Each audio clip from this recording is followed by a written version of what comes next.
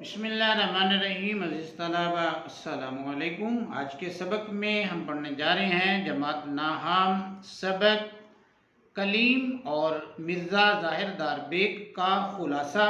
تو عزیز طلبہ آئیے آج کے سبق کا آغاز کرتے ہیں۔ عزیز طلبہ سبق کلیم اور مرزا ظاہر دار بیگ ڈپٹی نذیر احمد کے ناول توبۃ النصوص سے ماخذ ہے۔ سبق میں کلیم اور مرزا ظاہر دار بیگ کی ملاقات کا احوال بیان کیا گیا ہے۔ بار بار دروازہ کھڑکھڑانے کے بعد دو لونڈیاں ہاتھ میں چراغ لیے باہر آتی ہیں۔ کلیم ان سے مرزا ظاہر دار بیگ کا پوچھتا ہے تو لونڈی کہتی ہے کہ یہاں تو کوئی مرزا ظاہر دار بیگ نہیں رہتے۔ کلیم کہتا ہے کیا یہ جمعدار صاحب کا گھر نہیں؟ لونڈی جواب دیتی ہے خیر سے انہی کا گھر ہے، لیکن یہاں کوئی ظاہر دار بیگ نہیں رہتا۔ دوسری لونڈی کہتی ہے یہ شاید مرزا بانکے کے بیٹے کا پوچھ رہے ہیں، وہ ہر جگہ اپنے آپ کو جمعدار کا بیٹا بتایا کرتا ہے۔ لونڈی کلیم کو بتاتی ہے کہ میاں اس مکان کے پیچھے اوپلوں کی دکان کے برابر ان کا مکان ہے۔ کلیم وہاں جا کر آواز دیتا ہے تو مرزا ظاہر دار بیگ ننگ دھڑنگ صرف جانگھیا پہنے ہوئے باہر آتے ہیں۔ کلیم مرزا ظاہر دار بیگ پہ یہ ظاہر کرتا ہے کہ وہ رات اسی کے ہاں ٹھہرے گا، یعنی وہ رات اسی کے پاس ٹھہرے گا۔ مرزا اس پر جو ہے یہ ظاہر کرتا ہے تو مرزا کلیم کو قریب مسجد میں بھیج دیتا ہے اور کافی دیر کے بعد آتا ہے۔ کلیم اپنا سارا احوال مرزا ظاہر دار بیگ پہ ظاہر کرتا ہے۔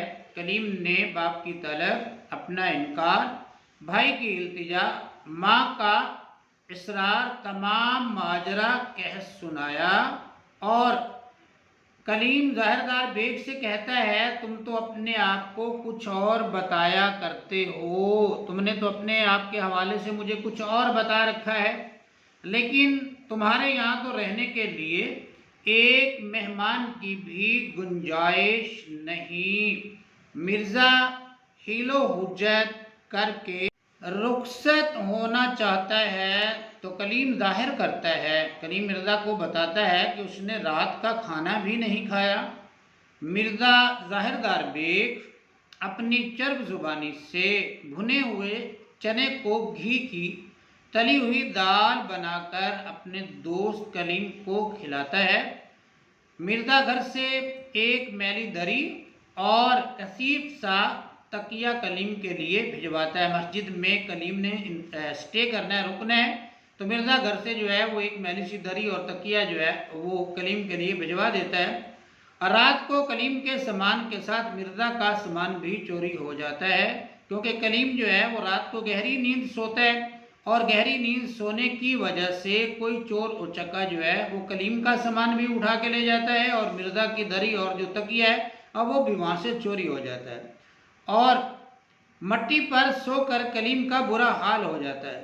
دن چڑھے بیدار ہو کر کلیم جب مرزا کے گھر جاتا ہے، دستک دے کر اپنا تعارف کراتا ہے تو اندر سے تکیہ اور دری کی ڈیمانڈ سن کر کلیم بھاگ کھڑا ہوتا ہے۔ اندر سے گھر والے وہ تکیہ جو ہے اور دری جو ہے اس کے حوالے سے پوچھتے ہیں، پوچھ گچھ کرتے ہیں تو وہ کلیم جو ہے اس کو پتہ ہے کہ وہ تو جو ہے وہ چوری ہو گیا ہے، تو کلیم جو ہے وہ وہاں سے بھاگ جاتا ہے۔ مرزا زبردست بیگ کلیم کو پکڑ کر تھانے لے جاتا ہے۔ کوتوال کلیم کو حوالات میں بند کر دیتا ہے۔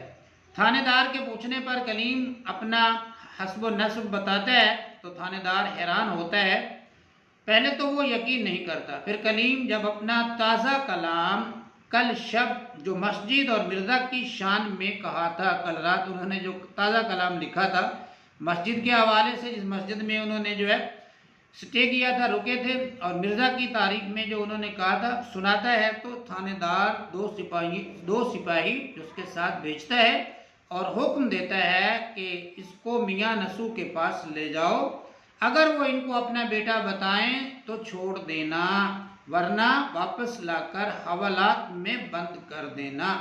अजीज़ तलबा, ये था हमारा आज का सबक कलीम और मिर्ज़ा ज़ाहिरदार बेग का खुलासा। उम्मीद है आपको आज का सबक पसंद आया होगा, समझ भी आया होगा। कमेंट्स में अपनी राय का इजहार ज़रूर कीजिएगा। वीडियो अच्छी लगी हो तो पेज को फॉलो, वीडियो को लाइक कीजिएगा।